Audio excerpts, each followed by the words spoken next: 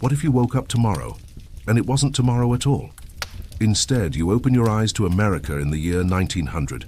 No phone glowing beside your bed. No running water waiting in the bathroom. Just the shriek of a factory whistle ripping through the dawn at 5 a.m. sharp. You're 12 years old, your hands still raw and bleeding from yesterday's shift. And today you've got 14 more hours ahead of you in a noisy, dangerous textile mill. This is what life was really like for kids and families struggling to survive at the turn of the 20th century. Quick thing before we start. If you listen to these often, hit like or subscribe.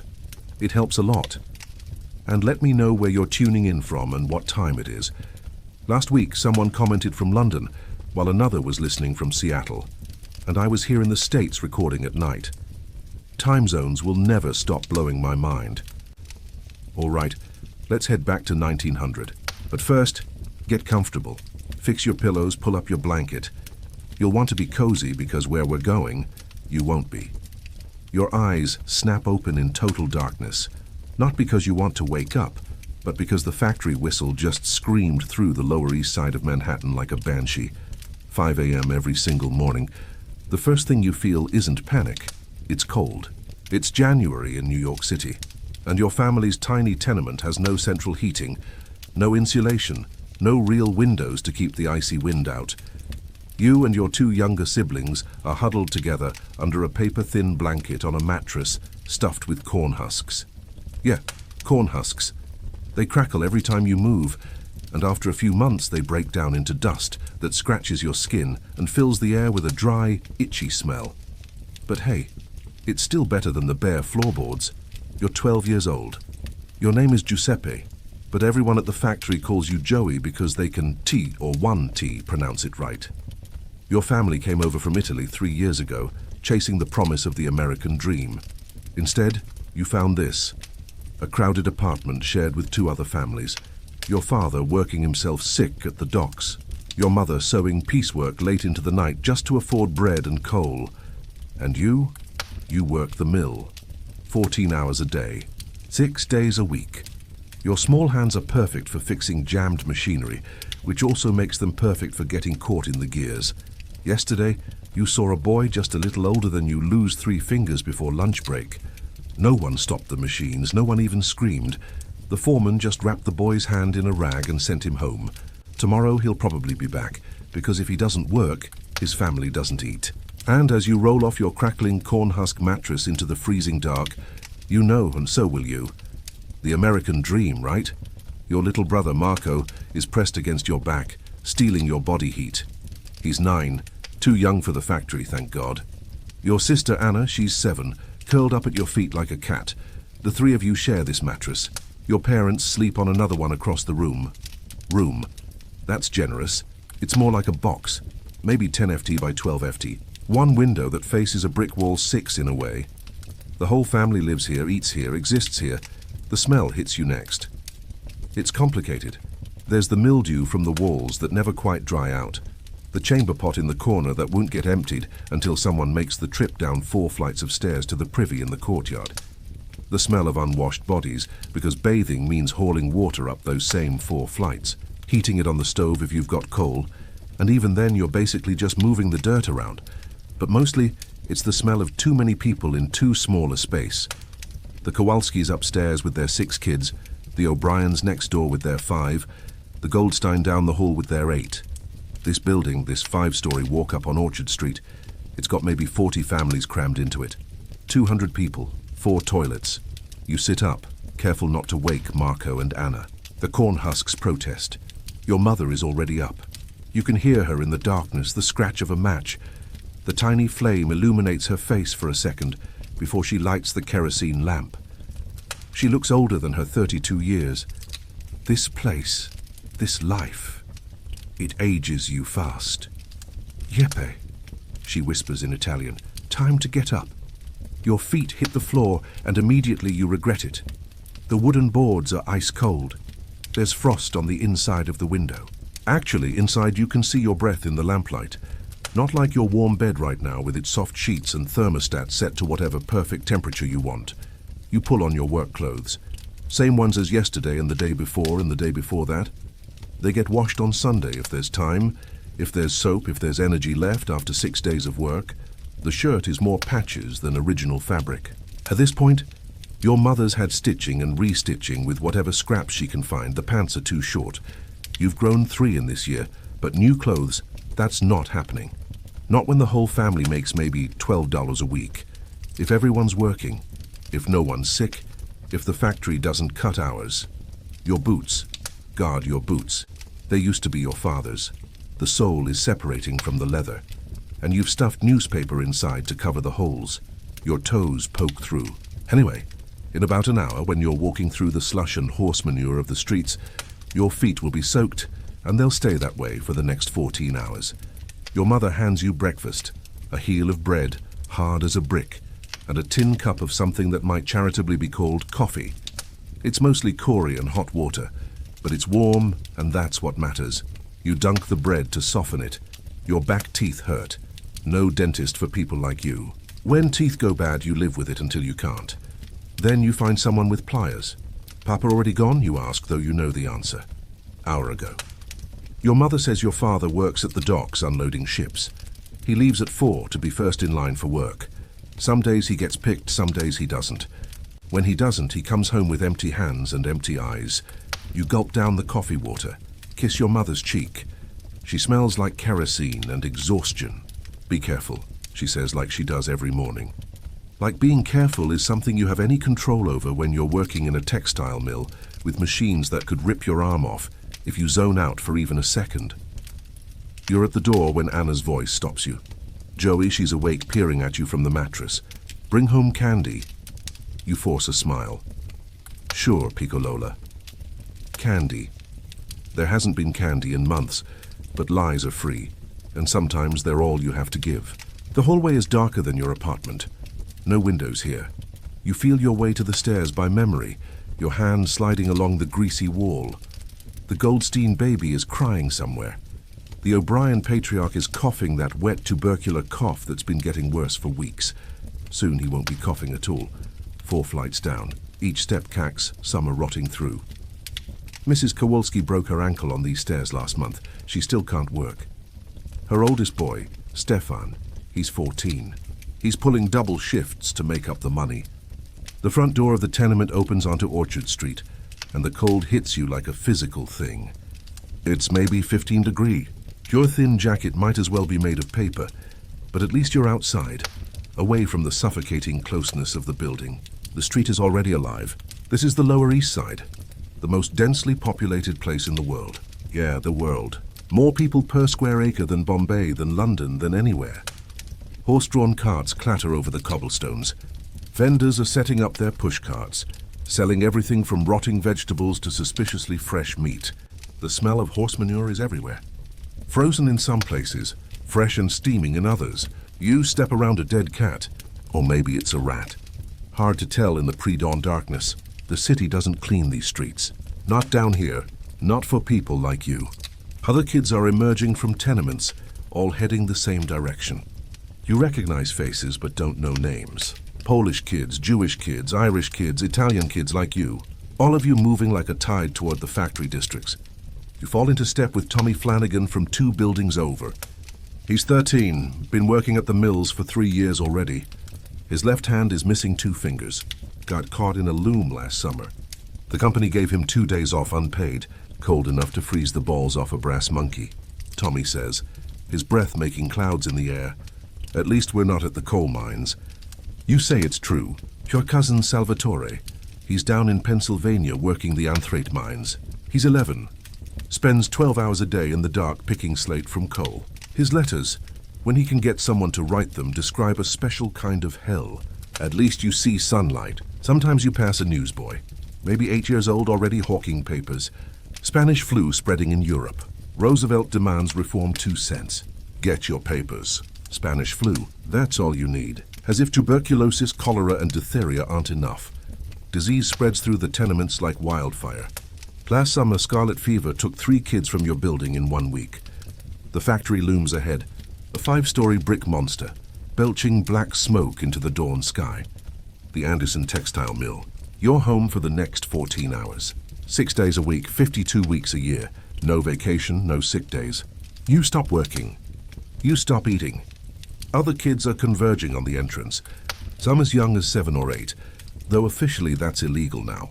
Officially, the foremen don't check birth certificates. They check if your fingers are small enough to tie the threads, if you're short enough to crawl under the machines, if you're desperate enough to work for $3 a week. You're making $4 now. Veteran wages for a 12-year-old. Your mother tells you to be proud. You're contributing. You're helping the family survive. But survive for what? To wake up tomorrow and do it again? To watch your little sister's eyes go dead when she starts working next year? To end up like your father, 40 years old and looking 60, broken by labor that barely keeps you alive? The factory whistle screams again. 5:30, time to clock in. You think about your bed right now. Your actual bed in your actual time. Warm, soft, safe. A phone beside it with an alarm you can snooze. A job that probably won't kill you. Laws that say you can't work more than 40 hours without overtime. We won eventually. Kids like Joey, like Tommy with his missing fingers, like all these small bodies filing into the factory in the freezing dawn. They fought and suffered, and some of them died. But they changed things. Child labor laws, safety regulations, the 8-hour workday. But that's all in the future. Right now it's January 1900, and you're 12 years old and the factory door is swallowing you whole. The foyer of the factory is slightly warmer than outside. Slightly. You can still see your breath, but at least the wind isn't cutting through your jacket anymore. The time clock stands against the wall like a judge. You get in line with the other kids waiting your turn. The older workers are already inside. They get first punch. Adults, teenagers. Anyone over 14 is considered senior staff. You watch them shuffle past these men and women who look ancient but are probably only in their 30s. The mill ages you, strips years off your life with every breath of cotton dust, every hour hunched over machinery, every day without sunlight. Move it along, rats. That's Mr. Kowalski, the floor supervisor. No relation to your upstairs neighbors, just another Polish name in a city full of them. He's massive, 6 feet tall and built like a brick wall. The kind of man who got his job by being meaner than everyone else. His favorite thing is his stick, a 3-foot piece of oak he uses to encourage faster work. You punch your card. 5:31 a.m., 1 minute late. That's a penny off your wages. Doesn't matter that you've been standing in line. Doesn't matter that there's only one time clock for 200 workers. Late is late. The main floor of the mill hits you like walking into a wall. The noise is incredible. Hundreds of power looms running at once, all of them clattering and banging and shrieking. You'll be deaf by 40. Everyone is your grandfather back in Italy. He was a farmer, lived to 70 with his hearing intact. He a different story. The cotton dust is already thick in the air. It's like fog, but fog that gets in your lungs and never comes out. Mill workers' cough, they call it. Everyone has it. That dry hacking sound that follows you home. Keeps you up at night. Gets worse every year until it doesn't. The heat from the machines is starting to build. In an hour it'll be sweltering in here. In summer, kids pass out from the heat. In winter, you go from freezing to broiling to freezing again when you leave. Your body never adjusts. It just endures. You make your way to your station. You're a duffer now, which is a step up from being a sweeper. Sweepers are the youngest kids, the ones who crawl under the running machines to clean out the cotton fibers. Every week someone gets their hair caught or their hand or worse. As a doer, your job is to remove the full bobbins from the spinning frames and replace them with empty ones. Sounds simple. It's not. The machines don't stop ever. You have to dart in, grab the full bobbin, swap it for an empty one, all while the machinery is spinning at hundreds of rotations per minute. One wrong move, 1 second of distraction. You think about Tommy's missing fingers. Joey, you awake or what? That's Marie, the Irish girl who works the frame next to yours. She's 11, been here 2 years. Red hair that she keeps tied back tight, ever since she saw Lucy Brennan get scalped when her braids got caught in a gear. Yeah, I'm awake, you say, taking your position. The frames stretch out in long rows, each one a monument to progress. That's what the owners call it, progress. These machines can do the work of 100 hand spinners. They just need children to tend them. Small fingers for delicate work. Short bodies that don't need to be paid adult wages. You start your routine. Watch the bobbins fill with thread. Wait for the exact moment. Dart in, swap, dart out. Repeat for 14 hours. Within minutes, you're sweating despite the cold morning. The work is constant. No sitting, no stopping. If Mr. Kowalski catches you idle, that's a crack with his stick. Or worse, you're fired. And there's a line of kids outside waiting to take your place. The cotton fibers float through the air like snow. Pretty if it wasn't killing you. You tie your handkerchief over your nose and mouth, but it doesn't help much. By the end of the day, when you blow your nose, it'll be black. Around you, the mill is a symphony of misery. Kids coughing, machines screaming, supervisors shouting, and underneath it all, the constant clack, clack, clack of the looms, like a giant clock counting down the hours of your childhood. This isn't like your job. Your job probably has breaks, labor laws, someone making sure you don't die on the clock. Here, you're not a person. You're a part of the machine, a replaceable part. Heads up. You look over to see little Michael Ali struggling with a full bobbin. He's 8. Shouldn't even be here. But his father died in a construction accident last month, and his mother needs the money.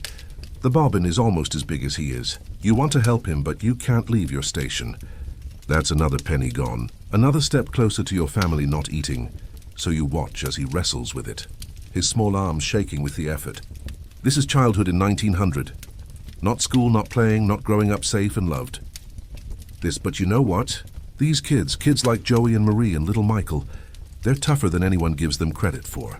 They're surviving something that would break most people.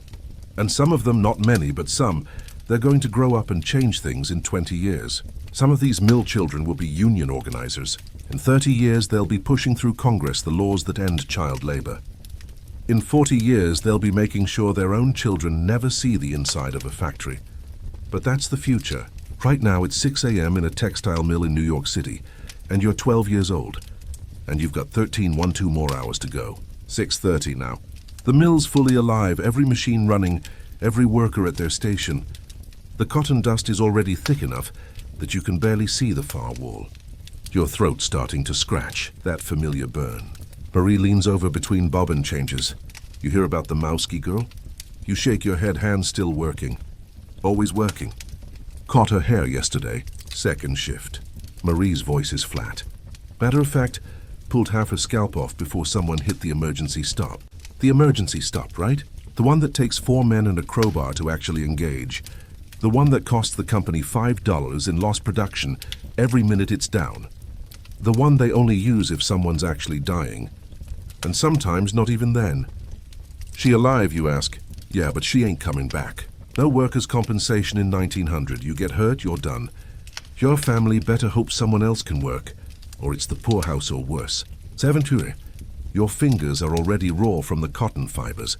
They're like tiny needles working their way under your fingernails into every cut and scrape. By the end of the day, your hands will be bleeding. They always are. Little Michael Ali is struggling again. The kid's too small for this job, even by child labor standards. You watch him trying to reach a high bobbin, standing on his tiptoes wobbling. Then it happens. His sleeve catches Michael, but your shout is swallowed by the machine noise. The spinning frame starts pulling him in. His eyes go wide. Pure terror. Without thinking, you abandon your station and dive for him. You grab his other arm and pull hard as you can. The machine's stronger, but you've got desperation on your side. The sleeve tears. Michael falls backward, lands on you. You both hit the floor hard. He's crying, but he's got all his parts. That's what counts. What the hell is this? Mr. Kowalski towers over you both. His stick raised. His sleeve got caught. Sir, I was just... The stick comes down on your shoulder. Pain explodes down your arm. You left your station. That's 2 pennies. And you? He points the stick at Michael. Stop crying or you're out. Michael chokes back his sobs. He's 8 years old. This is what progress looks like in 1900. This is what's building America into an industrial powerhouse. The tears of 8-year-olds, the blood of 12-year-olds, the broken bodies of anyone too poor to be anywhere else. 7:30.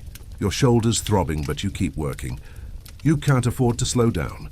The bobbins don't care if you're hurt. New girl starts today. Can't be more than 7. She's with the sweepers, crawling under the machines with a brush and pan. Her mother's working 3 rows over, keeping one eye on her daughter while trying to maintain her own quotota. The girl's name is Sophia. Greek family just off the boat. She doesn't speak English yet, but she doesn't need to. The machines speak a universal language, work or starve.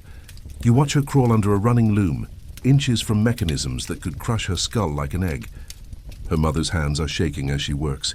First day is always the hardest. After that, you just go numb. Choice 2 and 1 to 2 hours in, 11 and 1 to 2 to go. Your back is screaming. The human body isn't meant to stand in one position for 14 hours, making the same repetitive motions. You're 12. Your spine is still growing.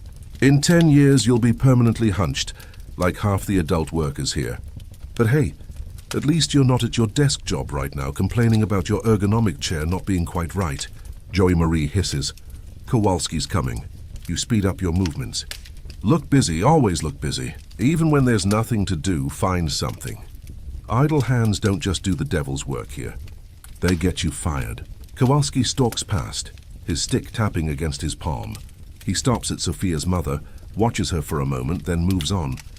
She exhales, we all do. 8:30. Someone's throwing up. You can hear it over the machines, which means it's bad. Probably heat exhaustion, even though it's January. The mills are like ovens. All that machinery generating heat. Nowhere for it to go. It's a Polish boy, maybe 10. He's on his hands and knees, heaving. The cotton dust makes everyone sick eventually, but some faster than others. Get him out, Kowalski shouts, and dock his pay for the cleanup. 2 older workers drag the boy toward the door. He won't be back. Can't show weakness here. There's 100 kids outside who won't throw up on the floor. Seinparks and break time. Someone shouts, break time. That's funny. You get 15 minutes to use the bathroom, get water and eat if you brought anything. 15 minutes for 200 workers and 4 toilets. The rush for the privies is insane. Kids are literally fighting to get in line. You've learned to hold it. Better to wait for the afternoon break than waste your entire 15 minutes in line. Instead, you head for the water barrel. Say it's lukewarm and tastes like metal, but your throat is coated with cotton dust and you need it. You gulp it down knowing you'll pay for it later when you need to pee and can't leave your station. Marie's beside you unwrapping a small bundle. Half a potato and a slice of bread that's more mold than wheat. Want some? She offers. She'll shake your head. You're hungry, but not that hungry yet. She shrugs and eats it anyway. When you're poor, you don't waste food, even moldy food. Your stomach's already destroyed from all the crap you've eaten over the years. What's a little more damage? You hear Roosevelt might run for president? She says between bites, yeah. Says he'll bust up the trusts, make things better for workers. You want to laugh, but it would hurt your throat. Politicians have been promising to make things better since before you were born. Yet here you are, 12 years old, working in a textile mill for pennies, while men in New York mansions light cigars with dollar bills. Maybe you say, because what else can you say?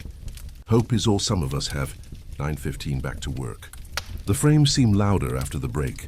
Or maybe it's just that you got used to the relative quiet for 15 minutes. Your ears are ringing. They always are these days. Sometimes at night lying on your corn husk mattress, the ringing is all you can hear. New problem. One of your bobbins is jamming. The thread keeps breaking. If you can't fix it, production slows. If production slows, Kowalski comes over. If Kowalski comes over, you try to retie the thread, but your fingers are shaking. Exhaustion, hunger, fear, all of it making your hands unsteady. Here it's Stefan, the Kowalski boy from your building, not the supervisor, the other one. He's 14, been working here since he was 8. His fingers move like lightning, fixing the thread in seconds. Thanks, you whisper. He nods and moves back to his station. Small kindnesses, that's how you survive here. Looking out for each other when the bosses aren't watching. 9:45. Something's happening at the far end of the floor. Commotion, shouting, then the sound everyone dreads. A scream cut short. The machines don't stop. They never stop. But everyone's looking now, trying to see what happened. Word travels fast in the mill, whispered from station to station like a telegram. Brennan's boy, hand caught in the gears. Brennan's boy, Timothy. He's 10. Was 10, you can see them carrying something out. Something covered in a bloody sheet. Something too small to be a whole person. Everyone goes back to work. What else can you do? Stop and mourn. That's a penny off your wages. Get angry? That's your job gone. So you work and you try not to think about Timothy Brennan, who was 10 years old and had a little sister named Ruth, who's probably going to have to take his place here next week because the family needs the money. This is America in 1900, the land of opportunity, the Golden Door, the place where streets are paved with gold, yeah. Gold mixed with the blood of 10-year-olds. 10:34 and 1 2 hours down. Your hands are bleeding now. Right on schedule. The cotton fibers have worked their way through your calluses. You wipe the blood on your pants and keep going. Sophia, the new Greek girl, is crying under the machines. Silent tears because noise gets you fired. Her hands are black with machine oil and cotton dust. She doesn't understand why she can't go home. Doesn't understand that this is home now, 14 hours a day, 6 days a week. Her mother can't go to her, can't comfort her, can't do anything but watch and work and pray. Her daughter survives long enough to get used to it. You remember your first day? You cried too. Everyone does.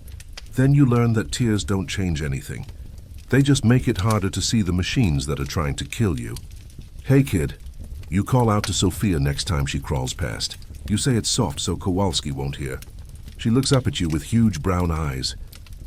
You don't share a language, but you pull out the piece of hard candy you've been saving for 3 weeks, the one you were going to give to Anna. You toss it to her. She catches it confused. You mime putting it in your mouth. She understands, pops it in. Her eyes go wide. Sugar. Probably the first sweet thing she's had in months. It's nothing. A piece of candy. But for a second, she almost smiles. Marie sees what you did. That was for your sister. Yeah, you're an idiot, Joey. Yeah, but we both know I did the right thing. Because if we don't help each other, if we don't hold on to some scrap of humanity in this hellhole, then we might as well be machines ourselves. 10:30. The morning shift supervisor comes through, Mr. Harrison. He's worse than Kowalski because he's smart. Kowalski just beats you. Harrison finds ways to make you beat yourself. He stops at each station checking production. If you're behind quotota, that's a fine. If you're too far ahead, he raises your quotota. You can't win. That's the point. He gets to my station, looks at my numbers. You're down from yesterday, Giuseppe. He uses my real name. He knows I hate it. Knows it marks me as different, foreign, other. Had to fix a jammed bobbin, sir. Excuses don't make textiles, boy. He marks something in his ledger. That's another penny gone, maybe 2. At this rate, I'll owe the company money by the end of the week. That's not a joke. Some weeks after all the fines and deductions, workers end up in debt to the mill. Company store prices, company housing, rent, it all adds up. They owe you more completely than slavery ever did. At least slaves knew what they were. The machines roar on, always hungry, always feeding on cotton and childhood in equal measure. You look around at all these kids. Polish kids, Irish kids, Italian kids, Jewish kids, Greek kids, all of us different. All of us exactly the same. All of us feeding ourselves to the machines, one day at a time in your real bed, in your real time. You're probably worried about your alarm clock, about being 5 minutes late to a job that won't kill you, about whether to have coffee or tea. These kids don't get those choices. They get up, they work, they survive, or they don't. That's it. That's the whole menu. But here's the thing about these kids, these tiny warriors of the Industrial Revolution. They're going to win. Not today, not tomorrow, not for years, but eventually. Some of them will grow up to be union organizers. Some will become teachers and teach their children to fight. Some will become writers and tell these stories. And some, like Timothy Brennan, who lost his hand this morning, will become statistics that finally shock the world into changing. The Factory Acts, the Fair Labor Standards Act, OSHA, all of it paid for in blood and childhood and 14-hour days. But that's the future. Right now it's 10:45 on a Tuesday morning in January 1900, and you're 12 years old, and your hands are bleeding, and you've got 9 more hours to go. 11 sous. The sun's high enough now that a few rays actually make it through the grimy windows. Shafts of light full of cotton dust like snow that never settles. Pretty if it wasn't destroying your lungs one breath at a time. The heat's building bad now. January outside, but in here it's got to be pushing 80 degrees. The machines generate heat like furnaces. Add 200 bodies working non-stop, and you've got your own little slice of hell. Stefan passes by with a cart of empty bobbins. He's limping. What happened? You mouth at him. He shakes his head. Don't ask, but you can see the blood seeping through his boot. Probably dropped something on his foot. Probably broken a toe or two. Probably going to work through it anyway, because what choice does he have? This is the thing nobody talks about. Not just the big accidents, the ones where kids lose hands or worse. It's the constant small injuries, the cuts that never heal because they get reopened every day, the bruises that turn black and green and yellow, the sprains and breaks that you just work through. Because missing a day means your family doesn't eat. Your body at 12 years old is already a map of industrial America.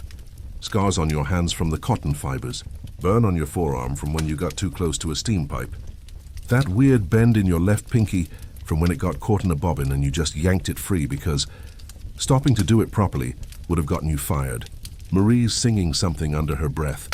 Can barely hear it over the machines, but it's there. Some Irish song her grandmother taught her. She does this when she's trying not to think about things. Like how her older brother Patrick just got drafted to go fight in the Philippines. Like how her mother's coughing up blood but won't admit it. Shut it, Mick.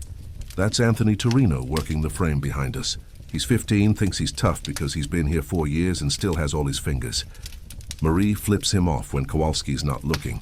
Shut it yourself. They hate each other, but it's the kind of hate that's really just fear wearing a disguise. We're all scared of the machines, of the bosses, of ending up like Timothy Brennan this morning. So we take it out on each other. Irish versus Italian, Polish versus Jewish. Like fighting among ourselves will somehow make us feel like we have some control. We don't. 11:15, your bladder's screaming now. That water you gulped at break was a mistake. But leaving your station means losing money, and you're already down what? 4 pennies, 5 lost count. So you hold it, and you think about your bathroom at home, at your real home in your real time. Probably got 2 bathrooms, maybe 3. Clean, private, a door that locks. Toilet paper that isn't yesterday's newspaper. Here 4 privies for 200 workers. No doors, no privacy, and the smell. Jesus, the smell could knock a horse down. Joey, it's Sophia, the little Greek girl. She's learned my name already. She's standing there with her dustpan, and it's full of something red blood mixed with cotton fibers. A lot of it. She's looking at me like I should know what to do with this. Like I'm the adult here, but I'm 12. I'm just a kid, too. We're all just kids. Pour it out back, I tell her, miming the motion. With the other waste, she nods and scurries off. Another accident somewhere. Another kid hurt. Another family destroyed. Just Tuesday in the mill. 11:30. The woman working 3 rows over starts screaming. Not pain screaming, grief screaming. The kind that comes from somewhere deeper than your throat. It's Sophia's mother. Sophia hasn't come back. The woman's trying to leave her station, but Harrison's there blocking her. You leave, you're fired, he says, calm as discussing the weather. She's screaming in Greek, tears streaming down her face, but she goes back to her machine because what else can she do? She's got other kids at home. They need to eat. We all keep working. The machines don't care about missing 7-year-olds. The quotas don't care. America's industrial might doesn't care. 10 minutes later, Sophia comes back. She got lost trying to find the waste area. Just lost. But for 10 minutes, her mother thought she was dead. The woman doesn't even look at her daughter. Can't, because if she stops working to hug her child, they both go hungry. This is family life in industrial America. Parents and children in the same building, sometimes the same room, but might as well be on different planets. The machines come first, always, noon. The whistle blows for lunch. Lunch, that's generous. You get 20 minutes this time. 20 minutes to fight for the privies, find something to eat. Maybe rest your legs for 30 seconds.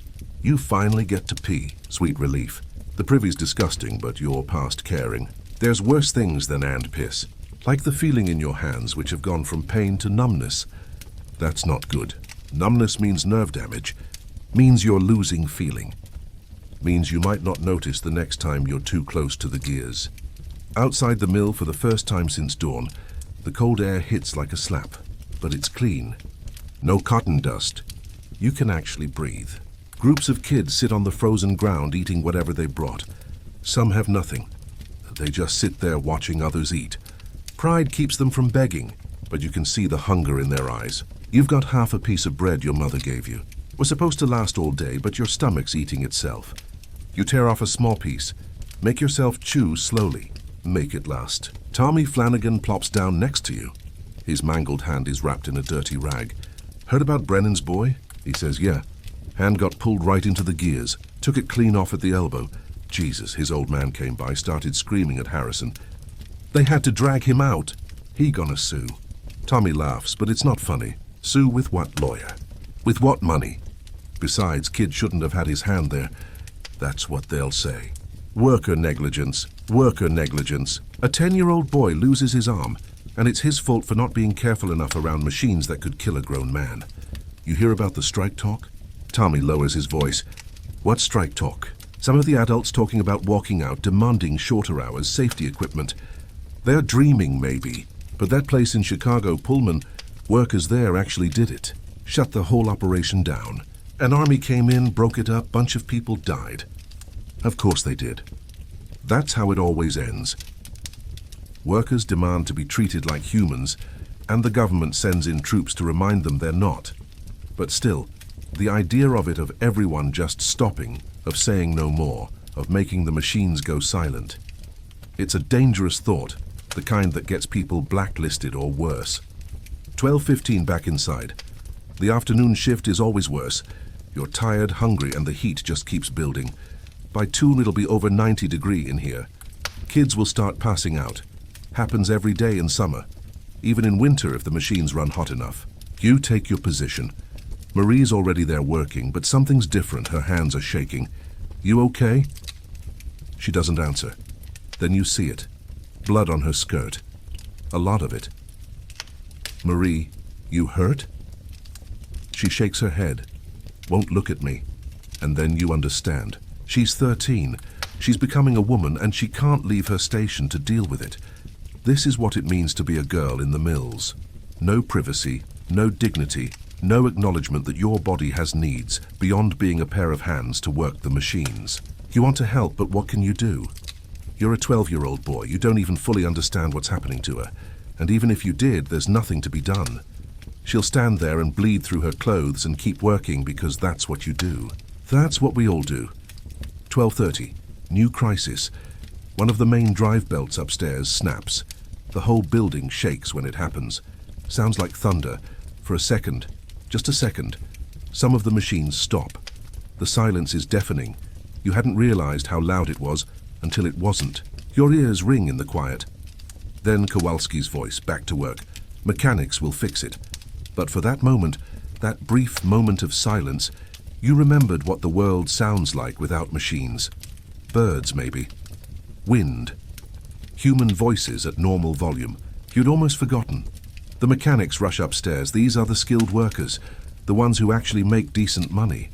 They know how the machines work, how to fix them, how to keep them running. They're like priests in the church of industry. The rest of us are just sacrifices. 1.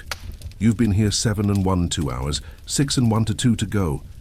Your feet have gone past hurting to that weird place where they're both numb and on fire at the same time. You shift your weight from foot to foot, but it doesn't help. Nothing helps except getting off them, and that's not happening for another 6 hours. A new kid starts this afternoon. They always start kids in the afternoon when they're desperate for workers. This one's maybe 9, skinny as a rail, polished from the look of him. His mother's with him talking rapid fire to Kowalski in broken English. He's a good boy, strong, he work hard. Kowalski is not even listening. He's looking at the kid's hands. Small, nimble, perfect for the machines. $3 a week. Take it or leave it. The mother nods frantically. Yes. Yes, thank you for the privilege of feeding her son to the machines, for the opportunity to watch him age 5 years in 5 months, for the chance to maybe possibly keep her family from starving. The kid's name is Stanislaw. Stan, he's assigned to the sweepers. Within an hour he'll be under the machines crawling through cotton dust and oil, trying not to get his hair caught, trying not to die. Welcome to America, Stan, land of the free, home of the brave, where 9-year-olds work 14-hour days so that rich women in Boston can have cheap cloth for their dresses. You watch him disappear under a loom and try to remember what it felt like to be new here, to still have hope that it would get better, that if you worked hard enough, you could work your way up, maybe become a mechanic, maybe even a supervisor. But then you look at the adult workers, the ones who've been here 20 years. Bent backs, ruined lungs, missing fingers, still making barely more than you. Still one accident away from disaster. There's no working your way up. There's just working until you can't anymore. 1:15. Something's happening at the loading dock. Commotion, shouting, not the usual kind. Word spreads like wildfire. Roosevelt's here. Theodore Roosevelt, the governor of New York, here at the mill. Everyone's trying to look without looking like they're looking. Even Kowalski seems nervous. Harrison's practically vibrating. Then he walks in. Roosevelt, shorter than you expected, but with this energy that fills the room. He's got a whole group with him. Men in suits with notebooks. A woman with one of those new camera things. They're here about Timothy Brennan, the boy who lost his arm. Someone somehow got word to the governor's office. Roosevelt walks right up to one of the machines, looks at it, looks at the kids working it. His face is like stone. "How old are you, son?" he asks Marie. 13, sir. "And how long do you work each day?" 14 hours, sir. He writes something in a notebook, moves to the next kid and the next, asking questions, taking notes. The photographer's camera keeps flashing. He gets to you. "What's your name?" "Joey, sir." "Joseph, Italian?" "Yes, sir. How old?" 12, sir. He looks at your hands, at the blood and scars from the work. "Yes, sir." His jaw tightens. He writes more notes. Harrison's trying to intervene, talking about progress and necessity and the American economy. Roosevelt just keeps walking, keeps asking questions, keeps writing. He stops at little Stan, the new boy who's just crawled out from under a machine. This boy can't be more than 9. "He's small for his age," Harrison says quickly. "I wasn't talking to you." The room goes quiet. Even the machines seem to hum softer. Roosevelt kneels down eye level with Stan. "How old are you really?" Stan looks at his mother, terrified. She nods. 9, sir. Roosevelt stands, turns to Harrison. This ends. "Sir, you have to understand these people need the work. Children, these are children. The families depend. Then pay the adults enough that they don't need to send their babies to work." He's angry now.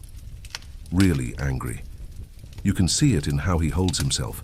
Controlled, but barely. "Change is coming," he says to the room. "To all of us, I promise you that." Then he's gone, just like that, whirlwind in and out. For a minute after he leaves, nobody moves. Then Kowalski's stick comes down on a workbench. Back to work. Shows over quotas don't fill themselves. And we do. We go back to work because Roosevelt's gone, but we're still here. Still poor, still hungry, still needing these jobs. But something's different. You can feel it like the air before a storm. "Change is coming," he said. Maybe, maybe not. Either. Well, you've still got 5.5 hours left on your shift. 1:30. Roosevelt's been gone 15 minutes and it's like he was never here. The machines don't care about governors. The cotton doesn't care about promises. And Harrison, he's walking the floor with a vengeance now, making up for looking weak in front of the big man. You think that changes anything? He says to no one in particular, to all of us, "You think some politician's going to shut us down? This mill employs 800 people, 800 families eating because these machines run." He stops at my station, looks right at me. "You want to go back to Italy, Giuseppe? Back to starving in Sicily? I keep my eyes on my work. Don't answer. There's no right answer." That's what I thought. He moves on, but his point is made. We're trapped. All of us. The mill knows it. Harrison knows it. Hell, even Roosevelt probably knows it. You can't just shut down child labor without shutting down half the families in New York. 2 Tarads. The heat's unbearable now. January outside. But in here, it's like August in hell. Sweat's pouring off everyone. The younger kids are swaying on their feet. Then it happens. Little Stan, the new boy, he just drops. 1 second he's sweeping under a machine.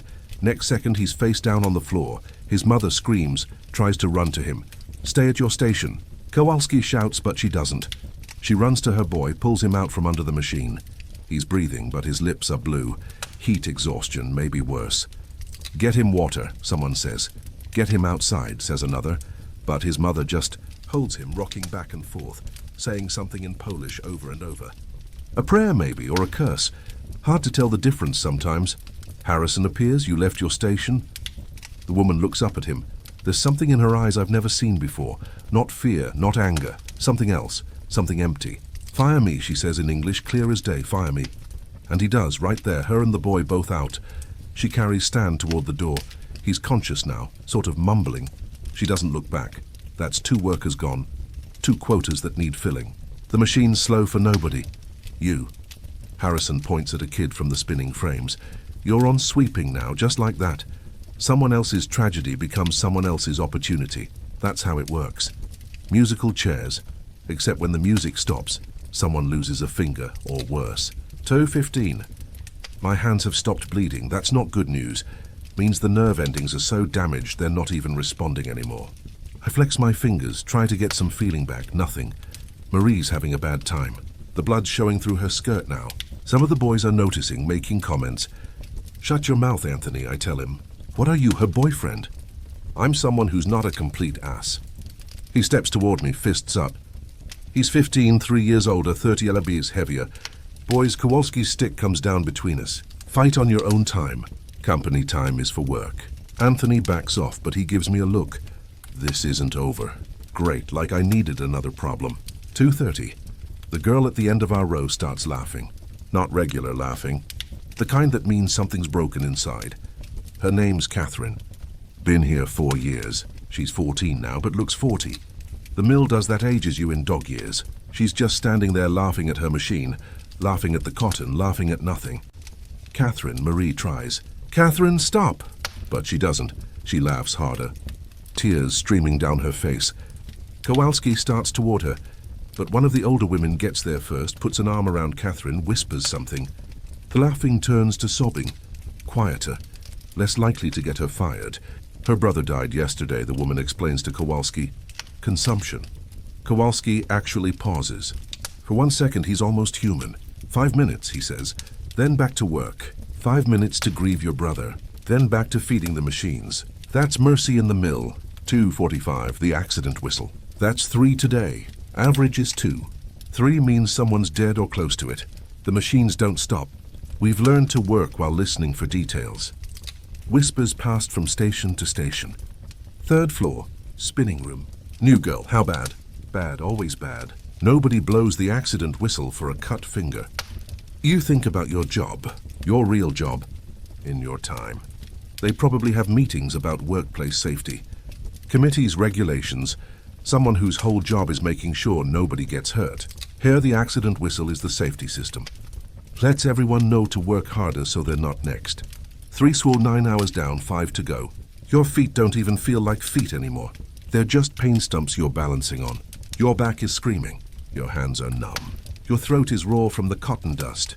This is the wall. Every day around 3 you hit it. The wall where your body says no more.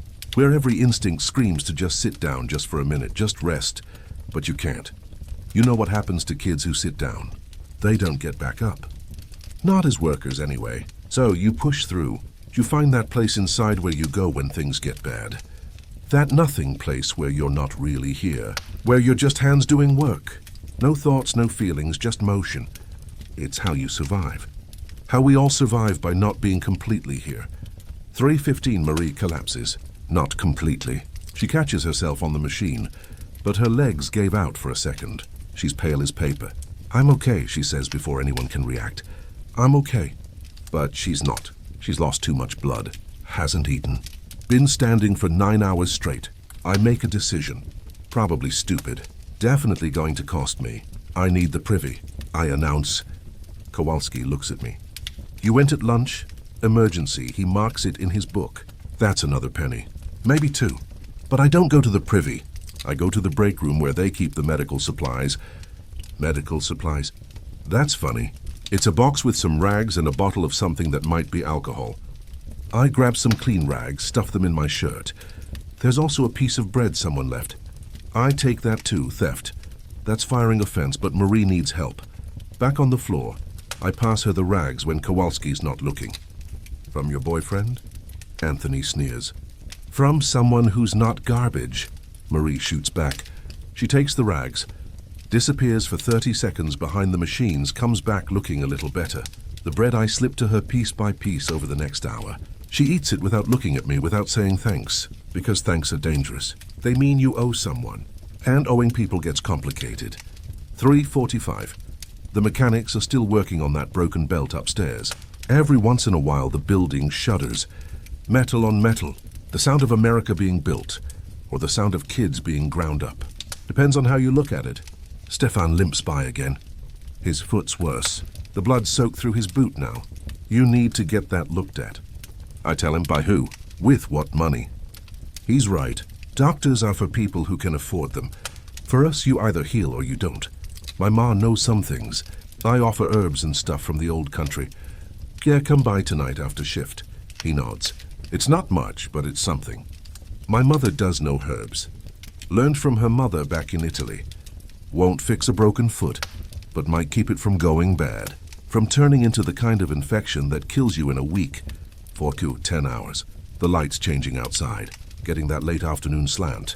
In an hour it'll be dark. We came in darkness. We'll leave in darkness. Like vampires, except we're the ones getting our blood sucked. New problem. One of the main machines is making a weird noise. Grinding metal on metal where metal shouldn't be touching metal. Everyone hears it. Everyone knows what it means. That machine's going to break. And when it does, it's going to break bad. But nobody says anything because stopping the machine means stopping production. And stopping production means Harrison asking why. And explaining means admitting you knew it was going to break, but didn't say anything earlier. So we all just work around it. Stay as far away as possible. Wait for the inevitable. 45. It happens. The machine doesn't just break. It explodes. Well, not explodes like dynamite, but a gear shoots off, flies across the room, and embeds itself in the wall 6 in from where a kid was standing. The machine grinds to a halt. Steam hissing, oil spraying. It's like watching a metal dragon die. Harrison's there in seconds. Who was working this station? Nobody answers. Who was working this station? A boy raises his hand. Timothy? No, different Timothy. Not the one who lost his arm. This one's maybe 11 Irish. Quiet kid. You didn't notice anything wrong? No, sir, nothing. This machine just spontaneously destroyed itself. I don't know, sir. Harrison's face is purple. This is going to cost the company hundreds of dollars, maybe thousands. Someone has to pay. You're done. Get out, sir, please, I need out. Timothy goes, another kid without a job. Another family that won't eat tonight. The rest of us keep working. The broken machine sits there like a corpse, oil pooling around it like blood. A reminder of what happens when things go wrong. Even when it's not your fault. Especially when it's not your fault. Not 4:30, Marie's looking better. The bread helped. The clean rags helped. But mostly what helped was someone giving a damn. Sometimes that's all you need. Someone to see you're drowning and throw you something. Anything to hold on to. Thanks, she whispers when Kowalski's across the room. Don't know what you're talking about, she almost smiles. First time I've seen her almost smile in weeks. Your sister's lucky, she says. Why, having you for a brother? I think about Anna, 7 years old. Probably at home right now helping Ma with something. In a year, maybe 2, she'll be here standing where Marie's standing. Bleeding where Marie's bleeding. Unless something changes. Unless Roosevelt meant what he said. Unless hell freezes over. 4:45. The afternoon shift kids are starting to show up. Fresh faces, fresh energy. They'll work until midnight, then drag themselves home to sleep a few hours before doing it again. Some of them are tiny, 6, 7 years old, officially illegal. But who's checking? Who's enforcing? The factory inspectors come maybe once a year, and Harrison always knows in advance. Hides the youngest kids that day. Gives everyone an extra 5-minute break. Makes it look almost humane. One of the new kids is crying. His mother's trying to explain something to Kowalski, but her English is basically non-existent. Russian, maybe, or Ukrainian. The kid doesn't want to go. He's clinging to his mother's skirt. She pries his fingers off, pushes him toward Kowalski, walks away without looking back. The kid stands there sobbing. 6 years old, maybe 7. First day. I remember my first day. The terror of it. The noise that made you want to cover your ears. The smell that made you gag. The adults who looked at you like you were just another piece of equipment. Hey, I call to the kid. He looks at me, snot running down his face. I pull out my handkerchief, the one I used to cover my face from the cotton dust. Toss it to him. He catches it confused. For your nose, I mime wiping. He does. Looks a little less pathetic. It's nothing. A dirty handkerchief. But when you're 6 and your mother just left you in hell, nothing can be something. 5 film, 11 hours down, 3 to go. The sun setting outside. You can tell because the little bit of light that makes it through the windows is going orange. Pretty if you could see it. If you weren't trapped in here with the noise and the dust and the smell of machine oil and desperation, your whole body is shutting down now. You're making mistakes, dropping bobbins, missing changes. Everyone is. This is when accidents happen. When you're too tired to be careful. When your reflexes are too slow. When the machines win, stay sharp. Marie says to me. To herself, to anyone listening. Stay sharp, like that's a choice. Like we can just decide not to be exhausted. But we try. We pinch ourselves. Splash water on our faces when Kowalski's not looking. Sing songs in our heads. Anything to make it to 7, 5:15. The machines sound different now. Or maybe it's just your ears giving up after 11 hours of constant noise. Everything sounds like it's underwater, muffled, far away. Anoni's been glaring at me since the almost fight. He's waiting, biding his time. After shift, probably when Kowalski can't stop it. When it's just kids being kids, not workers disrupting production. Fine, let him come. I'm too tired to be scared. The new Russian kid has stopped crying. At least someone put him with the sweepers. He's under the machines now, probably wondering what he did to deserve this, what any of us did. Joey, Stefan's beside me, his face gray, the foot's bad, really bad now. Can't make it to your place tonight, he says. Can barely walk. I'll bring my ma to you. She won't come to our building. Nobody goes there after dark. He's right. His building is in 5 points, even worse than ours. The kind of place where people disappear and nobody asks questions. Then what? He shrugs. That's it. That's his plan. Shrug and hope his foot doesn't rot off. This is healthcare care in 1900. This is what happens when you're too poor to matter. 5:30, Harrison's making rounds again, checking quotas. He stops at each station making notes. Some kids speed up when they see him coming, trying to look productive, trying to avoid the fine. But speeding up when you're this tired is dangerous. A Polish girl 3 rows over learns this the hard way. She's trying to change bobbins fast. Show Harrison she's working hard. Her sleeve catches. The scream starts high and sharp, then cuts off as the machine pulls her in. Everything stops. Even the machines. Someone actually hits the emergency stop. The real one, she's trapped. Her arm twisted at an angle. Arms don't bend. She's conscious, which is worse. Conscious means she feels everything. 2 mechanics rush over with tools. They have to partially dismantle the machine to get her out. Takes 5 minutes. 5 minutes of her whimpering, trying not to scream, trying to be brave. When they finally free her, her arm is mangled, bone showing through skin, blood everywhere. Her mother works here too. She runs over, holds her daughter, says something in Polish that sounds like a prayer and a curse mixed together. Harrison's there with his ledger. She's done here, he says, like he's talking about a broken machine part. Clear her out. She needs a doctor, her mother cries. Then take her to one. With what money? Harrison doesn't answer. Doesn't need to. We all know the answer. There is no money. There is no doctor. There's just a 13-year-old girl with a destroyed arm and a mother who can't afford to fix it. They carry her out. She's quiet now. Shock probably, or just accepting what we all learn eventually. Nobody's coming to save you. The machines start up again. Always the machines. Marie's shaking. That could have been me. Could have been any of us. But it wasn't today. She's right today. It wasn't us. Tomorrow, next week, eventually the machines get everyone. 5:45. The blood still on the floor where the Polish girl was hurt. Nobody's cleaned it up. We just work around it. Step over it. Pretend it's not there. But it is there. Dark and sticky and real. Evidence that this place eats children. The new Russian kid sees it and starts crying again. Can't blame him. His first day and he's seen 2 kids mangled. Welcome to America, kid. Land of opportunity. Someone should write about this, Marie says suddenly. Write about what? This us. What happens here? Who'd read it? I don't know. People, regular people. The ones buying the cloth we make. I want to laugh. Regular people don't care where their cloth comes from. They care that it's cheap. Our blood makes it cheap. Maybe that Roosevelt guy, she continues. Maybe he'd read it. He was just here. He saw it himself. But he can't be everywhere. Can't see every mill, every factory. She's got that look.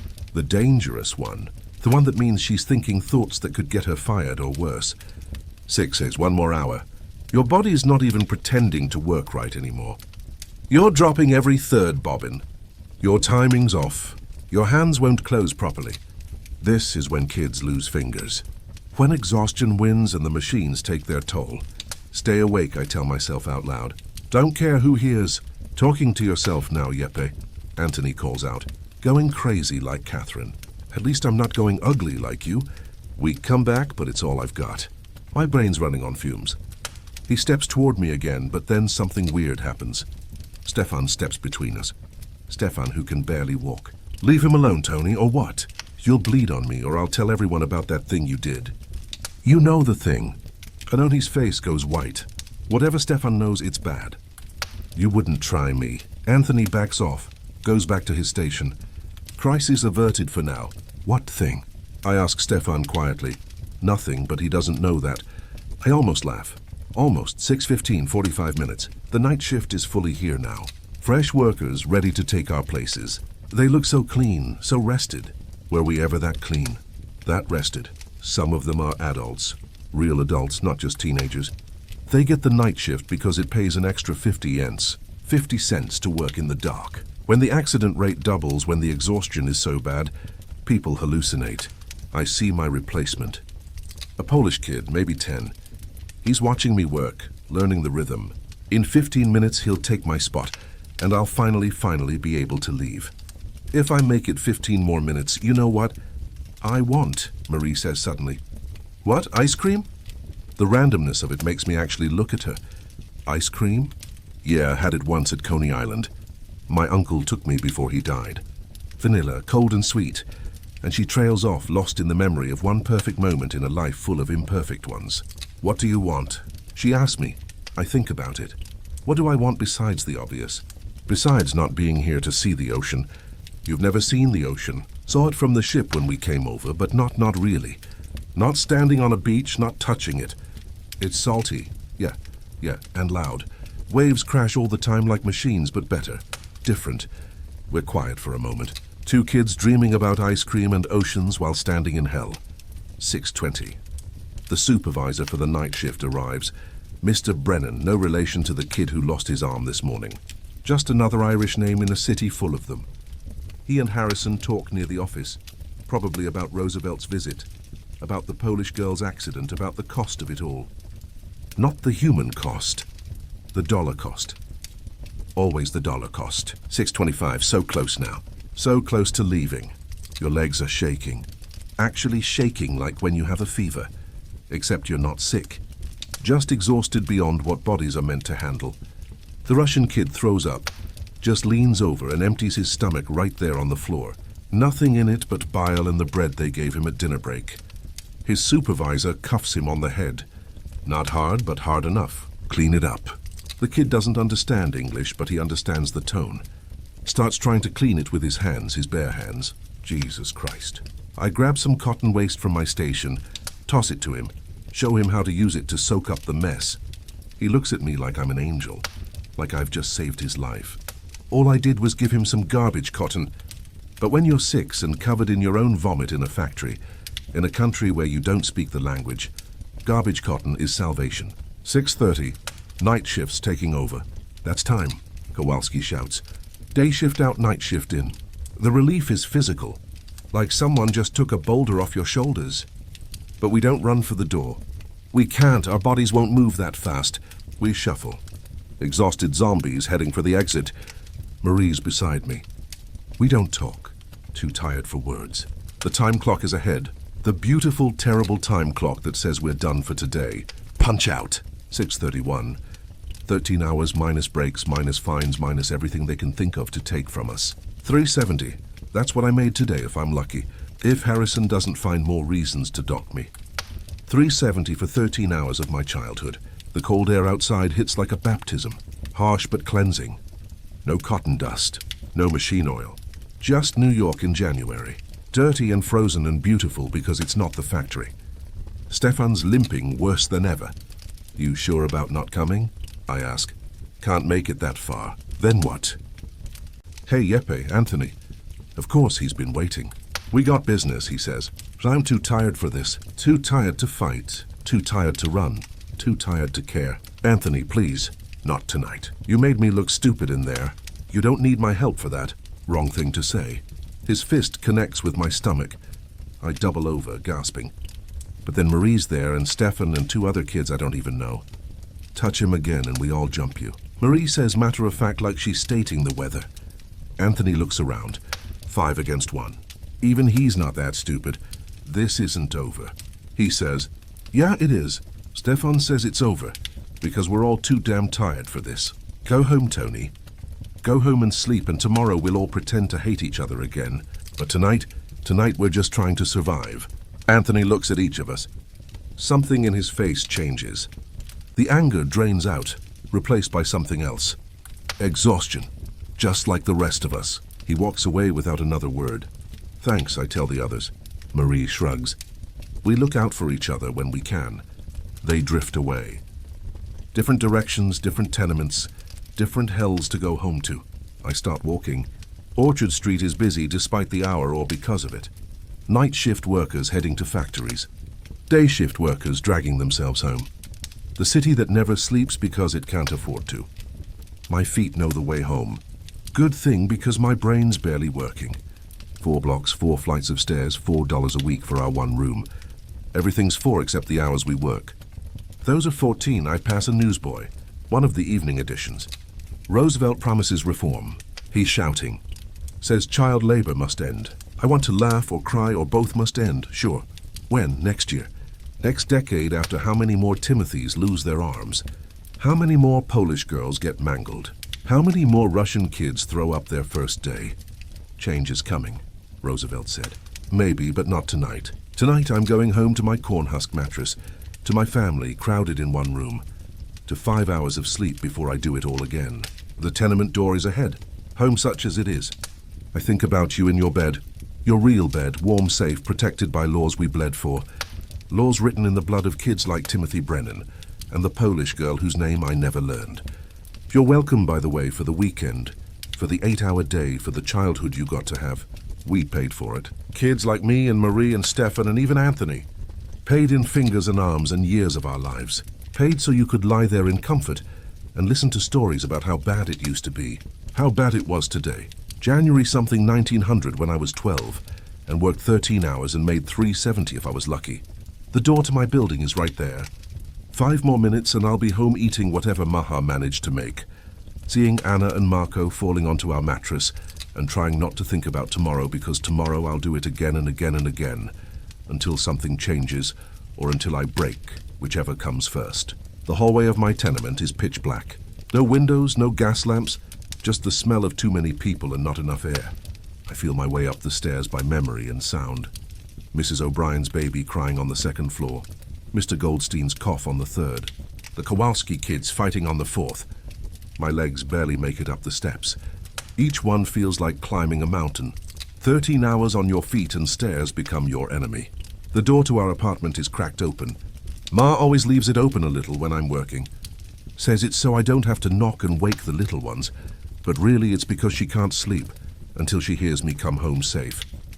Giuseppe, it's me, Ma. The relief in her voice kills me every time. Inside the kerosene lamp makes everything look yellow and old. Marco and Anna are already eating, if you can call it eating. Bread and soup that's mostly water with some cabbage floating in it. Maybe a potato if we're lucky. How was work? Ma asks same question every night.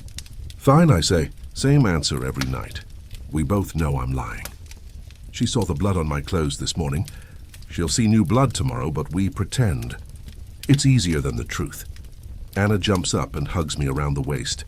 Joey, did you bring candy? That promise from this morning feels like a year ago. Not tonight, Piccolola. Maybe tomorrow. She doesn't complain. 7 years old and she already knows not to expect things. That's what poverty does. Teaches you not to hope too hard. I sit down and Ma puts a bowl in front of me. The soup's thin but hot. After 13 hours of nothing but a piece of bread, it tastes like heaven. Papa, I ask. Working late. Extra shift at the docks. Extra shift means he got picked for night work. Means an extra $1. Means maybe we'll have meat this Sunday. Or maybe not. Maybe the landlord will want his back rent. Maybe someone will get sick and need medicine. Maybe is all we have. Stefan's hurt. I tell Ma, his foot bad. She nods. I'll make a puss. You can take it to him. His building's in 5 points. That stops her. 5 points after dark is asking for trouble. But she looks at me, sees something in my face. How bad? Real bad. She sigh, gets up, starts pulling herbs from the shelf. Dried things she brought from Italy, grows on the fire escape when she can. Old country medicine. Sometimes it works, sometimes it doesn't, but it's what we have. There was an accident today, I say. Girl got her arm caught, mangled it pretty bad. Ma crosses herself. She survive. Yeah, but she won't be working anymore. Her family, I shrug. That's the question, isn't it? What happens to families when the workers can't work? Marco looks up from his soup. When do I start working? He's 9. The question's not if, it's when. Not yet, Mar says firmly. You stay in school. But Joey works. We need the money. You stay in school, she repeats. But we all know it's temporary. Another year, maybe 2. Then Marco will be standing where I stand, bleeding where I bleed. There's a knock at the door, soft, hesitant. Ma opens it. It's the new family from down the hall, Russians. The mother's holding a baby that won't stop crying. She says something in Russian, then tries English. Please, baby sick. You have medicine. Ma doesn't hesitate, takes some of her herbs, shows the woman how to make tea with them, gives her enough for 3 days. That's half our supply, but Ma doesn't mention that. The woman tries to pay, holds out 2 pennies. No, Ma says, we help each other. The woman actually cries over 2 pennies worth of herbs. After she leaves, I ask Ma, what if we need those herbs? Then someone will help us. Who? She doesn't answer because we both know maybe nobody.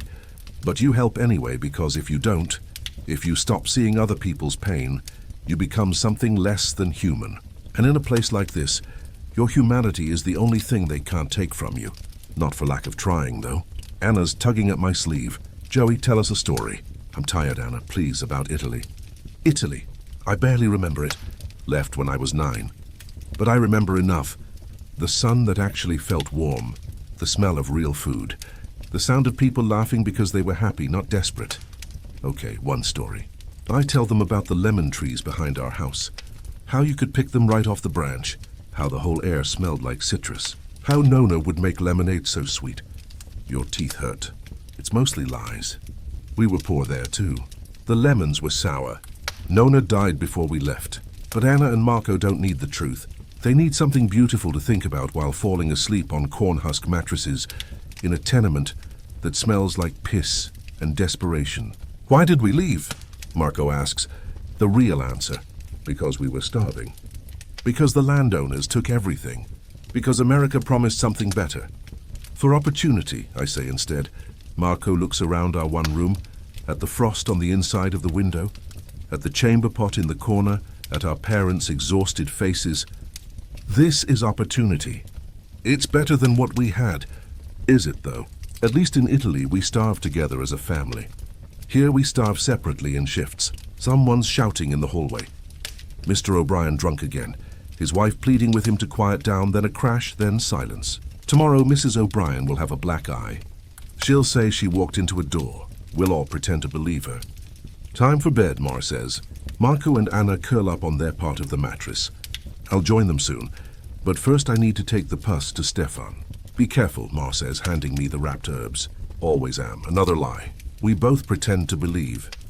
Outside, the temperature dropped even more. My thin jacket is useless. The walk to 5 Points is 20 minutes in good weather.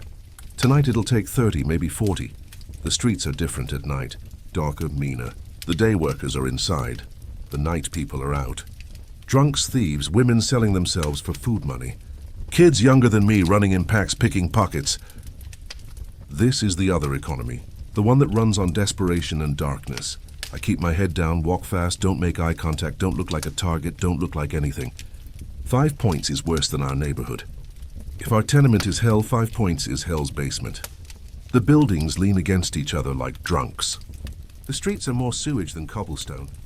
The smell is indescribable. Stefan's building doesn't have a door, just an opening where a door should be. I climb to the 3rd floor, stepping over people sleeping in the hallway. Or maybe not sleeping. Hard to tell. Better not to know. Stefan's family has 2 rooms. Luxury by 5 Point standards. His mother answers. Recognizes me from the mill. Joey, what are you doing here? Brought something for Stefan's foot. She lets me in. Stefan's on a mattress that makes ours look fancy. His foot is swollen to twice its size. The color is wrong. Purple and green and yellow. Jesus, Stefan. Yeah, it's not great. I unwrap the pus.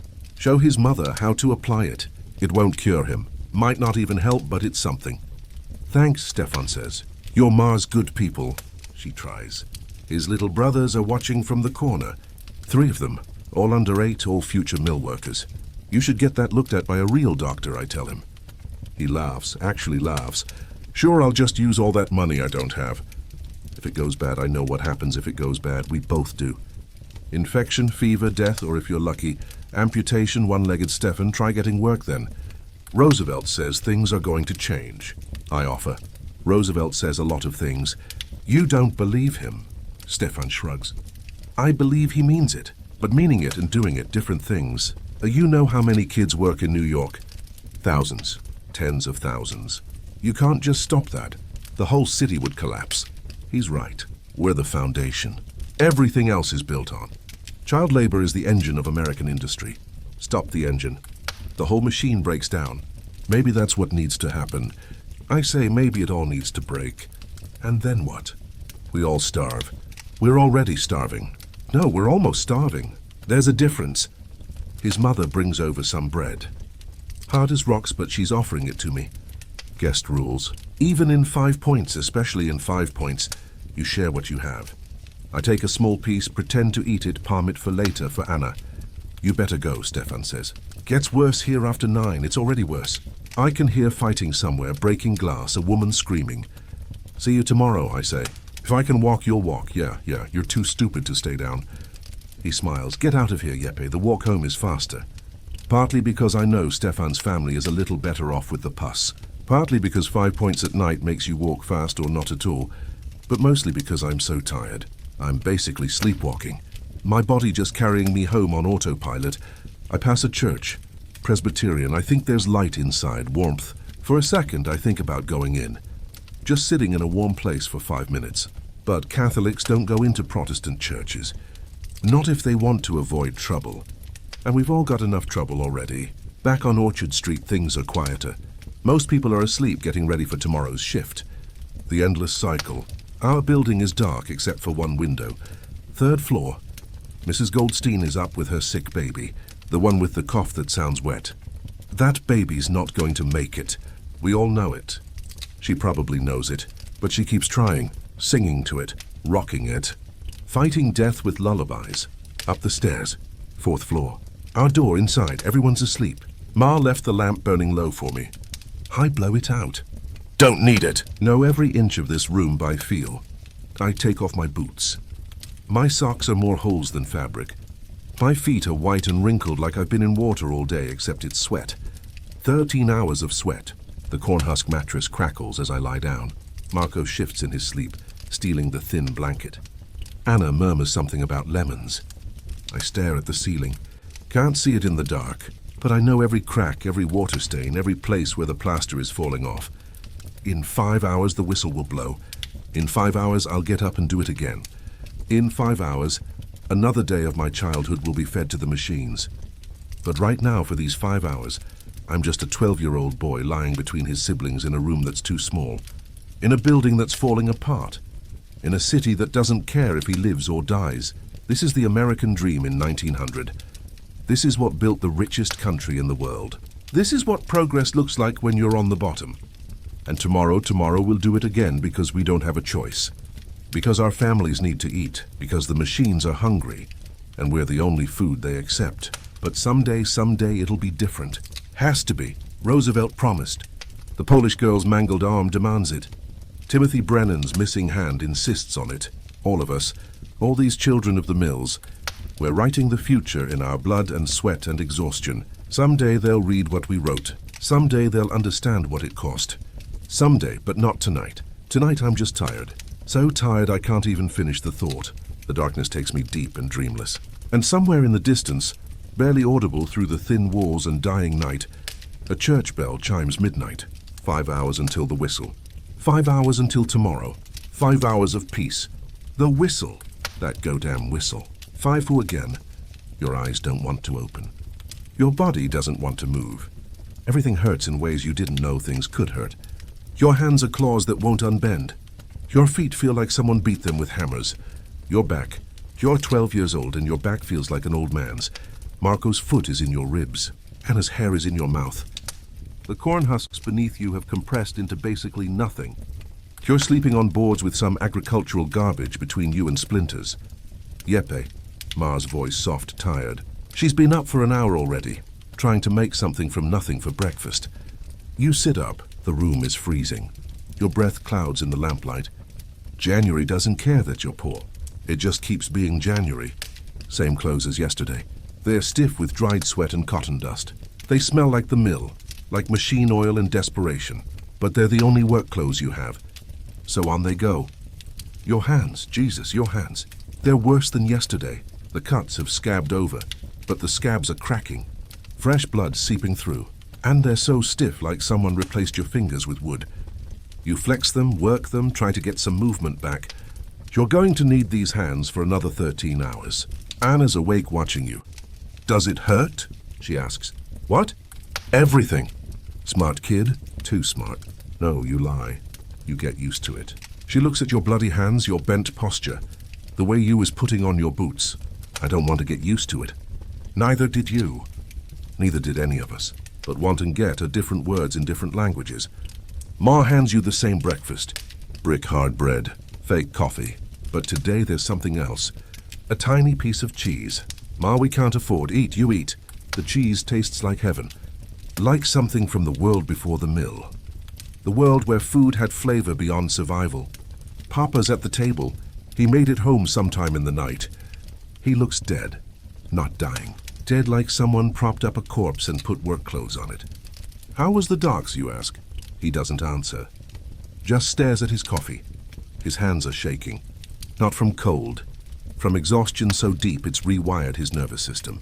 This is what we're all heading toward. This zombie existence working until we're not even human anymore. Just meat that moves. The walk to the mill is the same but different. Same streets, same faces, same destination. But Stefan's not there. His foot finally won. Marie's walking slower than yesterday. That Polish girl who mangled her arm. Her mother's walking alone. Tommy Flanagan falls into step beside me. You hear, he says. Hear what? They're talking strike. They're always talking strike. No, for real this time. The adults, they had a meeting. When? Last night after shift down at Donny's. Donny's is a bar where the Irish workers go. If they're meeting there, they're serious. What are they asking for? 10-hour days, safety equipment, compensation for injuries. I want to laugh. Might as well ask for the moon. The company will never, I know, but they're going to do it anyway. When, don't know, soon, a strike. It'll never work. The company will bring in scabs, probably kids even younger than us, or immigrants fresh off the boat who don't know better. And the strikers, they'll get fired, blacklisted. Their families will starve, but still the idea of it. Of everyone just stopping, of saying no more, of making the machines go silent. It's beautiful and terrifying. At the mill, there's a crowd outside, not usual. Something's happening. Harrison's there with a piece of paper. New rules, he shouts. By order of management, he reads, due to recent disruptions and outside agitation, the following policies are now in effect. 1. Any worker discussing labor organization will be immediately terminated. 2. Any worker participating in work stoppage will be terminated and prosecuted. 3. Quotas are increased by 10% to offset recent losses. The crowd murmurs, angry but quiet, angry but scared. Furthermore, Harrison continues, we've been made aware of certain individuals spreading seditious ideas. These individuals are no longer welcome here. He reads a list of names, Irish names mostly. Union organizers, troublemakers, people who dared to say children shouldn't work 14 hours, that's all, get to work. We file in quieter than usual. The message is clear. Shut up and work or starve. Inside, there's a new sign by the time clock. A grateful worker is a happy worker. Marie sees it and spits. Actually spits on the floor. Grateful for what? She says the privilege of dying slowly. Careful, I tell her. They're watching, and they are more supervisors than usual. Walking the floors, listening, waiting for someone to say the wrong thing. You punch in. 5:31 again, always 5:31, that penny docked, always that penny at your station. The bobbins are waiting. The cotton is waiting. The machines are waiting. Always hungry. Always feeding. But something's different. The Polish girl station where she got mangled yesterday. There's a new girl there, maybe 8. Definitely not legal age. She's terrified. You can see it in how she holds herself, how she flinches every time the machine makes a noise. That's the thing about this place. It doesn't just hurt you physically. It breaks something inside. That part that believes the world makes sense. That adults protect children. That work has dignity. The morning crawls by. Everyone's on edge waiting for something. The strike maybe, or another accident, or Roosevelt to walk through the door again. But nothing happens. Just work. Just the endless rhythm of the machines. Around 7, Anthony approaches, but not aggressive. Different. "Hey," he says, "what do you want?" "Nothing. Just my brother. He joined up military." "Yeah, going to the Philippines." "Sorry," he shrugs. "At least he's out of here. And that's the truth. War might be better than this. At least in war you might die a hero. Here you just die tired." "Why are you telling me?" I ask. "Don't know. Figured. We're all stuck here together. Might as well not make it worse." Is this Anthony apologizing in his own broken way? "Yeah," I say. Okay, he nods and goes back to his station. We're not friends, never will be. But we're not enemies either. We're just two kids trying to survive the same machine. 8 go. Marie collapses. Not almost. Actually collapses. Hits the floor hard. Everything stops. Even Kowalski hesitates. She's conscious but can't get up. The blood loss from yesterday. The exhaustion. The lack of food. It all caught up. 2 women help her to her feet. She's crying. Not from pain, from shame. From the knowledge that she can't work means she might get fired. "I'm okay." She keeps saying, "I'm okay," but she's not. We all see it. Kowalski makes a decision that surprises everyone. Take her to the break room. 15 minutes, then back to work. Mercy from Kowalski. No practicality. Training a new worker costs time. Cheaper to let Marie rest 15 minutes than replace her. But still, 15 minutes of humanity in 13 hours of hell. I catch her eye as they help her away. Try to tell her without words that it's okay. That nobody thinks less of her. That we all break eventually. 9 Sky. The new girl at the Polish girls' station gets her hair caught. Not bad, just a small tangle, but she panics, starts pulling, making it worse. Without thinking, I abandon my station. Rush over, grab her hand before she can pull harder. "Stop," I tell her, "stop." She doesn't understand English, but she understands my tone. Freezes. I work her hair free carefully. Takes maybe 30 seconds, but those are 30 seconds. I'm not at my station. Back to work, Giuseppe. That's 2 pennies, maybe 3, but the girl still has her scalp, so worth it. She looks at me with huge eyes, says something in Polish. I don't understand the words, but I understand the meaning. Thank you. Thank you for seeing me as human. The morning drags every minute, an hour, every hour a year. The cotton dust is thick, the heat is building, the noise is constant. This is eternity. This is hell. This is progress. 10, done break time. Marie's back at her station, pale but standing. I slip her my bread from this morning, the piece I saved. Eat. Joey. Eat. She eats. Small bites making it last.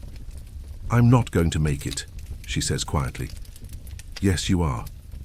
"No, I mean it. I can feel it. Something's wrong inside. You're just tired." It's more than that. She's probably right. 13-year-old girls shouldn't lose that much blood and keep working.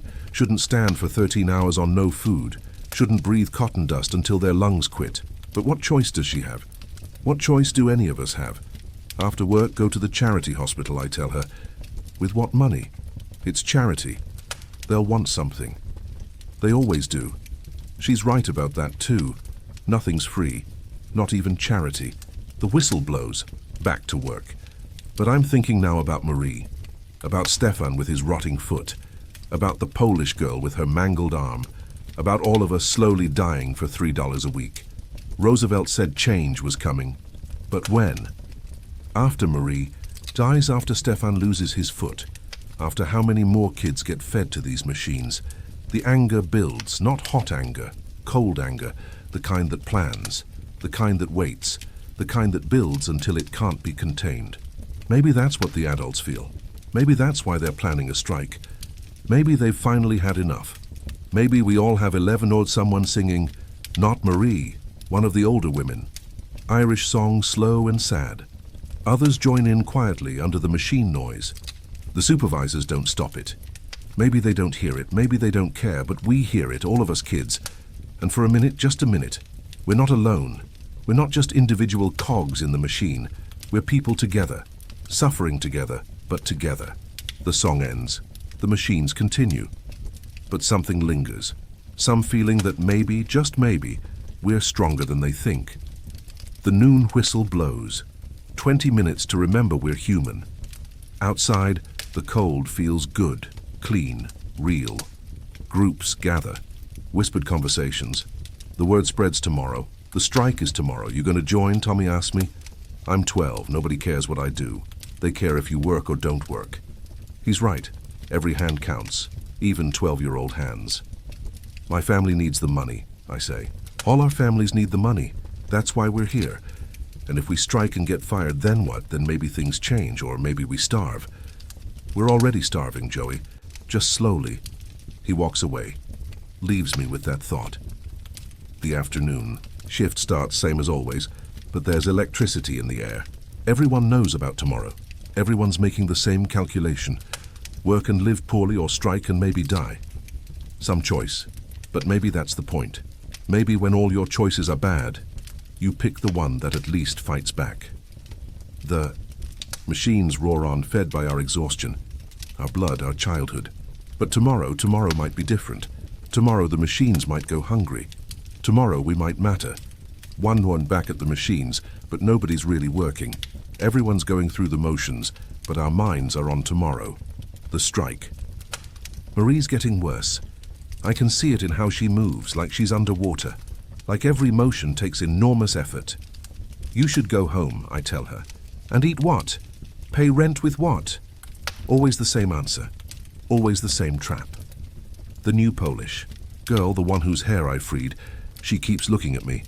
Finally works up courage to approach, hands me something wrapped in cloth. It's bread with actual butter on it. I try to give it back. She pushes it toward me, points at herself, then at her hair, then at me. Thank you, she's saying. Thank you for being human. I split it with Marie. We eat it fast before anyone sees, before anyone can take it away. The butter is like a memory of better times. Times that maybe never existed, but we imagine they did. My mother used to make butter, Marie says, back in Ireland before the landlords took our cow. What happened? What always happens? We left, or we died. So we left and came here, yeah. Traded one kind of dying for another. $2 Harrison's making rounds. He looks nervous. He knows about tomorrow. They all know. He stops at each station longer than usual. Looking for what? Signs of rebellion, union pamphlets, kids who might cause trouble. He stops at mine. Giuseppe, sir, you've been here what? 2 years? Yes, sir. Good worker, steady, reliable. Where's this going? The company values workers like you. Workers who understand their place, who don't cause trouble. Sir, tomorrow we expect you here on time working. Yes, sir, good. Because workers who don't show up tomorrow, they don't show up ever again. Understand? Yes, sir. He moves on. The threat clear. Work tomorrow or never work again. Not just here, anywhere. They have lists, blacklists. Your name goes on. You never work in New York again. But what kind of life is this anyway? What are we protecting by working? The right to slowly die in a factory, instead of quickly die in the streets. 2:30. Word spreads that Stefan's here. He made it in. I see him across the floor. He's working, but barely dragging his foot. Face gray with pain. But he's here because his family needs him here. That's the thing about strikes. Easy to talk about when you're single, when it's just you. But when you've got 3 little brothers, when your mother's counting on your $3, how do you choose? 3 T's, a man walks onto the floor. Not a supervisor, not a worker. He's wearing a suit, carrying papers. He goes to the main office. 5 minutes later, Harrison comes out with him. They're pointing at different workers, making notes. Who's that? I ask Tommy. Pinkerton, he whispers. Strike breaker. Pinkerton's private police. The ones companies hire to break unions, break strikes, break heads if necessary.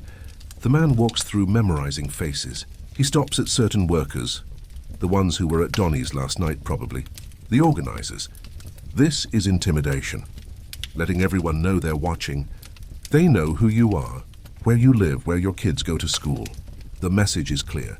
Strike and we'll destroy you. 3:30. Marie faints again. This time she doesn't get back up. She's breathing, but she won't respond. Her skin is white as paper. There's blood on her skirt again, more than yesterday. Get her out of here, Harrison shouts. But nobody moves. We all just stand there looking at Marie on the floor, 13 years old, dying for $4 a week. I said, get her out. Finally, two women move. They pick Marie up. She's so light, like a bird, like there's nothing left of her but will. And now that's gone too. They carry her toward the door. Where are you taking her? I call out. Charity Hospital. One says, I'm coming with no you're not. Harrison cuts in. You leave, you're fired? I look at Marie being carried out. Look at Harrison. Look at my station. Through 70. That's what my family needs. That's what keeps us from the street. I go back to my station. I'm a coward. We all are. Watching a 13-year-old girl get carried away, probably to die, and we just keep working. The machines don't care about Marie. The cotton doesn't care. America doesn't care. Force you 3 more hours. But I can't do it. Can't stand here and pretend everything's normal. Marie's dying. Stefan can barely walk. That Polish girl's arm is probably infected by now. And tomorrow we're supposed to just show up and do it again. No, the word just appears in my head. Small at first, then bigger. No, Joey, it's the new Polish girl. She's pointing at her machine. Something's wrong with it, making a grinding noise. I should tell her to notify the supervisor. That's the rule. But I remember what happened to the last kid who had a machine break. Instead, I go over, look at it. There's a gear out of alignment. Easy fix if you know how. I fix it. Takes 2 minutes. She smiles. First time I've seen her smile. She looks like an actual child when she smiles. Not a factory worker, just a little girl who fixed a problem. That's when it hits me. We're all just children playing at being adults, because the real adults failed us. Our parents too broken by their own struggles to protect us. The government too corrupt to care. The companies too greedy to stop. We're children raising ourselves in the worst possible classroom. 4:30, the Pinkerton man is back. This time with 2 others. They position themselves around the floor watching, writing in notebooks, making sure everyone sees them. Tommy leans over. They're scared. Of what? Us? Of tomorrow? Of what happens when the machines stop. They'll just hire others, maybe, or maybe not. Maybe there's more of us than them. Maybe we matter more than they want to admit. 5 or 2 hours left. The sun's going down outside. Another day almost done. Another day of childhood spent. I think about Anna. 2 more years and she'll be here standing where I stand. Unless something changes. That's what this is really about. Not us, we're already lost. Already fed to the machines. But the ones coming after us. Hannah, Marco, Stefan's little brothers. The Polish girl's siblings she probably has. Maybe we can save them. Maybe that's worth the risk. 5:30. Harrison calls a meeting right there on the floor. Listen up. Management wants me to be clear. Anyone who doesn't show up tomorrow is terminated. Anyone who interferes with workers who do show up is arrested. Anyone who damages company property is prosecuted. What about our damages? Someone shouts from the back. Who said that? Silence, I asked. Who said that? More silence. But we're all thinking it. What about our damages? Our stolen childhoods, our broken bodies, our dead friends. Get back to work. We do, but something's changed. The fear is still there, but there's something else too. Anger, real anger. The kind that builds and builds until it explodes. 6 Meadow 1 hour. Word comes from outside. Marie made it to the hospital. She's alive for now. That's all we get. Alive for now. Better than dead, I guess. Stefan limps by. His foot is worse. Definitely infected now. He needs a doctor. Real medicine. But he'll be here tomorrow if there's work. Or standing on the picket line if there's a strike. Either way, that foot's going to kill him eventually. You okay? I ask. Do I look okay? You look like death. Feel worse. The pus didn't help. It helped, just not enough. Some things are beyond herbs, you know. Yeah, I know. Some things are beyond everything except money. And we don't have that. 6:15, the whistle will blow soon. Another day done. And tomorrow everything changes. Or nothing does. The Pinkerton men are still watching, still writing. They know who's going to strike. They probably know who's going to scab. They know everything except what it feels like to be 12 years old, and exhausted and angry and scared all at once. Joey, it's Anthony. What, tomorrow? You striking? Don't know. Me neither. We stand there. 2 kids who fought yesterday, united today by indecision. My old man says striking is stupid. He says we should be grateful for work. Yeah, but he doesn't work here. Doesn't see what we see. What do we see? He gestures at the floor, at the bloodstains, at the kids who look like old people. at the machines that never stop eating. This 6:30, the whistle blows. Day shift out, night shift in, but nobody rushes for the door. We all walk slowly looking at each other, knowing that tomorrow some of us won't be back. Either because we're striking or because we're scabs. Either way, friendships will end. Bonds will break. Outside, the cold air hits different tonight. Feels like change. Feels like something ending. Groups form on the street. Quiet conversations. Final decisions being made. Tommy approaches. You in? I don't know. It's simple. Either you stand with us or against us. It's not simple. I've got family. We all do. Then you know why it's not simple. He looks at me. Really? Looks at me. You're right. It's not simple. But sometimes the complicated choice is still the right choice. He walks away. Joins a group of older workers, Irish mostly. The ones with the most to lose and the least left to lose it. I start walking home alone for once. No Stefan, no Marie, just me and my thoughts and the weight of tomorrow. The streets are busy. Night workers heading in, day workers heading home. The eternal exchange. I pass the newsboy. Roosevelt condemns child labor. He's shouting. Demands congressional action. Congressional action. That's rich. By the time Congress acts, I'll be an old man if I live that long. At my building, I stop. Look up at our window. The lamp is lit. Ma's waiting. Always waiting, inside, climbing the stairs. I make my decision. Not for me. Not even for my family. For Anna. For every Anna who deserves better than 13 hours in a textile mill. I'm striking tomorrow. Inside our apartment. The scene is the same as always. Ma cooking. Papa exhausted. Marco and Anna doing whatever children do when they still get to be children. How was work? Ma asks. Marie's in the hospital. Ma stops stirring. What happened? She collapsed. Lost too much blood. Ma crosses herself. Whispers a prayer. There's going to be a strike. I say tomorrow. Papa looks up. First time he's really looked at me in days. You're not joining. He says, Papa, you're not joining. We need the money. We need things to change. Change doesn't feed your sister.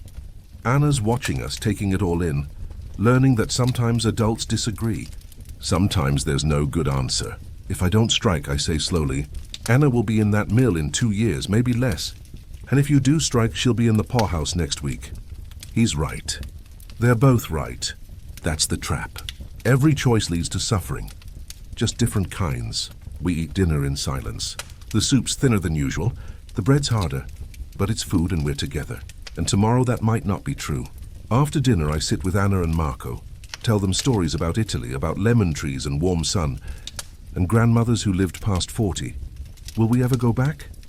Anna asks, no, will things get better here? I want to lie. Want to tell her yes, absolutely. America is the land of opportunity and dreams come true. I don't know. I say instead, maybe if we fight for it.